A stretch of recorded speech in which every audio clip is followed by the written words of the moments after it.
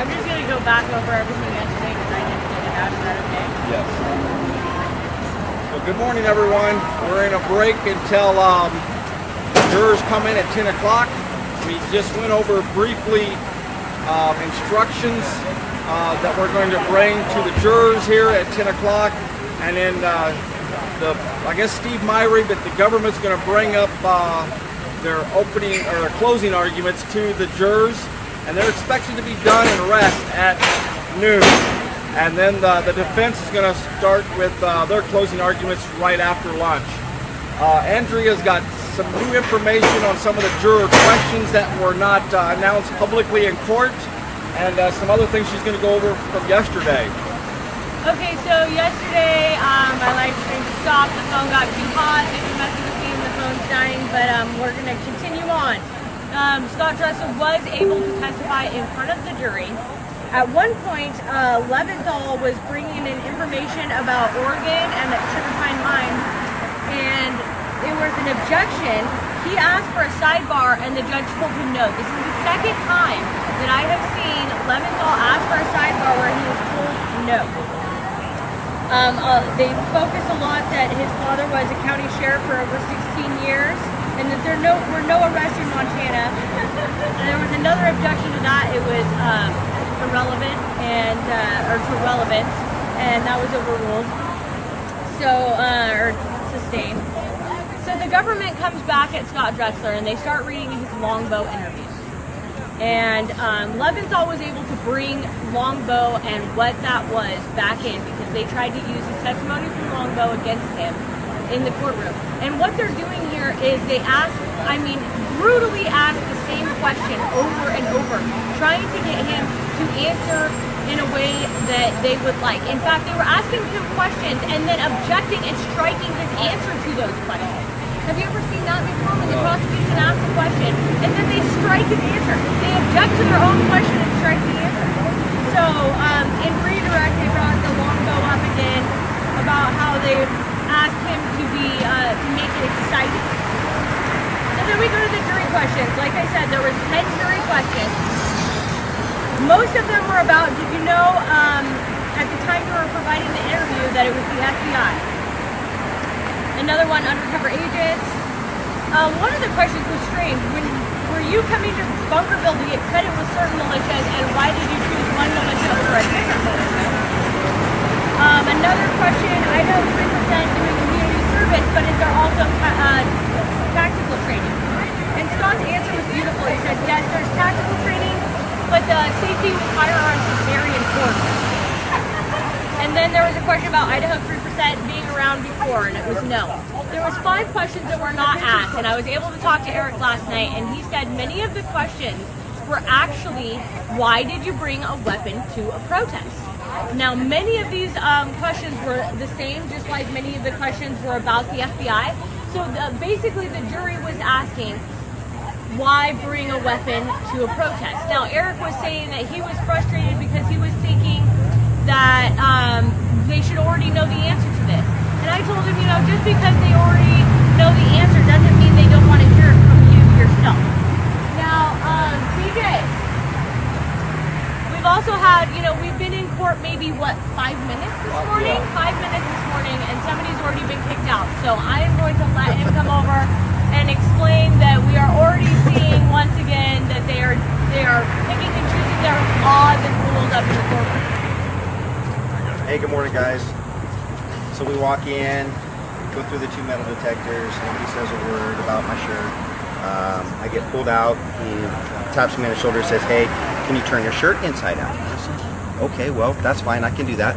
So I went outside, I turned my shirt inside out, went back in the courtroom, sat down, listened to the judge say her spiel, talk about the jury instruction, talk about the schedule for the day, and we all leave the courtroom and we're standing out there talking, and Marshall comes up and taps me on the shoulder and says, sir, you're not allowed in the courtroom.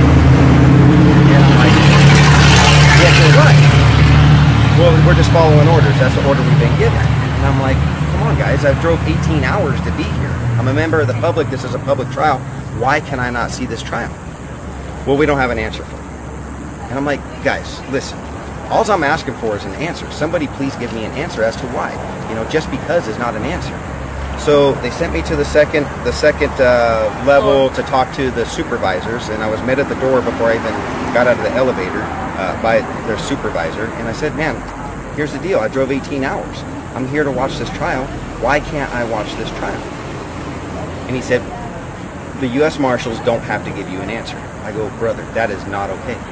That's not acceptable. Are you telling me that that's an acceptable answer? That I'm a member of the public and I'm not allowed an answer? And we bantered back and forth, and he said, I understand your frustration. I said, I don't think you do. So he grabs his phone, he says he calls his supervisor, and his supervisor says very clearly, he asked him, why can't Mr. Soper here be in trial? He said, by order of the U.S. Marshal. That's my answer. I can't be in the trial by order of the U.S. Marshal. No reason. I did nothing. I didn't wave at anybody. I didn't cough. I barely blinked. I was worried about, you know, what these guys are thinking.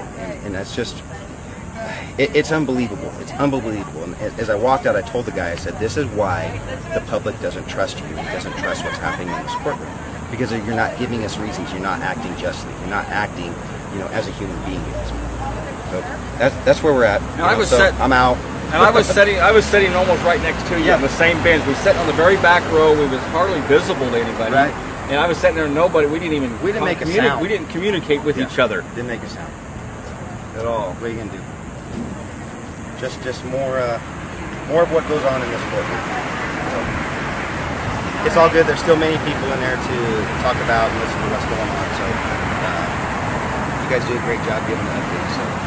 Well, I'll just listen to you guys, like always. We appreciate you coming all this way to be turned down from coming into the courtroom, though. And that's exactly what we've been dealing with this entire trial, for sure. Well, even though that you didn't make it into the courtroom and everything, your work really was appreciated, and it got a lot of people out here. Thank you. Like made a big difference. Words are only words. It's the actions. When people put it to action is what matters. Yeah, thanks for coming. That's just it. Yeah. Long ways. It is. It's all good. And I'm so thankful for everybody that showed up. We had people from everywhere. We had people from everywhere. We still have over 30 people in the courtroom this morning. Easily. So we have both sides. We have people on both sides of the aisle. I know there's 30 just on our side, and then there was another probably 10 or 12 on the other side. Yep. So we've still got a lot of people in the courtroom, which is great for the support of these guys. And so we thank everyone for coming from so far and everywhere around. So there's still a lot of people out here besides who's in the courtroom. Yep. Absolutely. And then even we had the solidarity protests all over. You know, there were people that they went just alone to their courthouse and did that. And that takes even more strength than going in a group. I mean, it takes strength to go in a group, but it takes so much more strength to go alone. And to all of those people out there, I want you to know I truly appreciate it. I saw the pictures and the videos, and I'm gonna keep looking because kind of finding stuff on my phone is a little more difficult. But to each and every one of you that went with us, that said prayers, that went to their own courthouse, I can't thank you all enough. I've seen tea bags, I think, in Oregon, at a federal courthouse, in Montana at a federal courthouse, somewhere over in Michigan. These are some of the pictures that I've got myself. St. Louis, Indiana. St. Louis, that's right. And so Indiana. There was people at other courthouses around this nation that did the same thing yesterday. So thank you for doing that. Again, we will most likely, the government's going to rest at noon with their closing arguments. The defense will get their closing arguments in early afternoon, and we expect the jurors to get this case as early as this afternoon. The judge is already talking about deliberations for the jurors, whether we'll make it to Thursday or Friday, and what our plans are. If the jurors are going to stay until all through Friday if they don't come up with an answer. So we've got a lot to update you with this afternoon. After these closing arguments are over with, we'll give you what we hear in the courtroom. Thanks again for joining us, and we'll see you a little bit later here. That's a wrap.